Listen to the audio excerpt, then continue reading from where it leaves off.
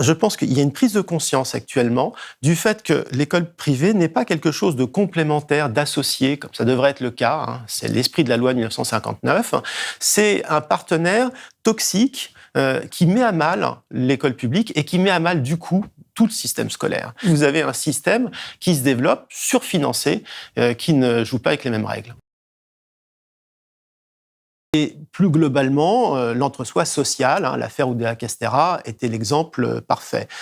Donc, le grand risque, effectivement, c'est qu'avec ce développement de l'école privée, les multiples privilèges dont elle bénéficie, c'est qu'on arrive à un système à deux vitesses, hein. C'est-à-dire qu'on a un cercle vicieux qui s'est mis en place.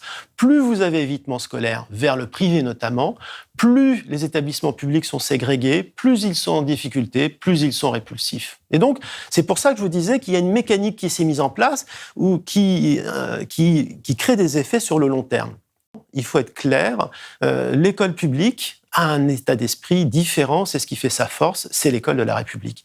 Je rappelle quand même, parce que quelquefois on nous dit « Ah, l'école privée, en fait, ça fait partie du système, c'est une école publique bis finalement, hein, c'est le service public d'éducation. » Non, ils sont associés, ils ne sont pas membres de ce service public-là.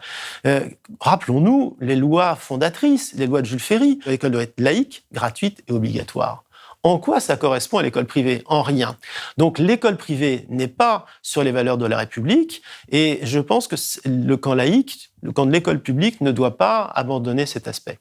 Il ne faut rien attendre, évidemment, du gouvernement et du président, mais le rapport de force peut les y contraindre, notamment si on est sur les bons arguments, c'est-à-dire sur les bons termes du débat, c'est-à-dire, je les répète pour les résumer, transparence, égalité, fin des privilèges, arrêt des scandales et le fait qu'il y ait plus de mixité sociale dans les établissements privés.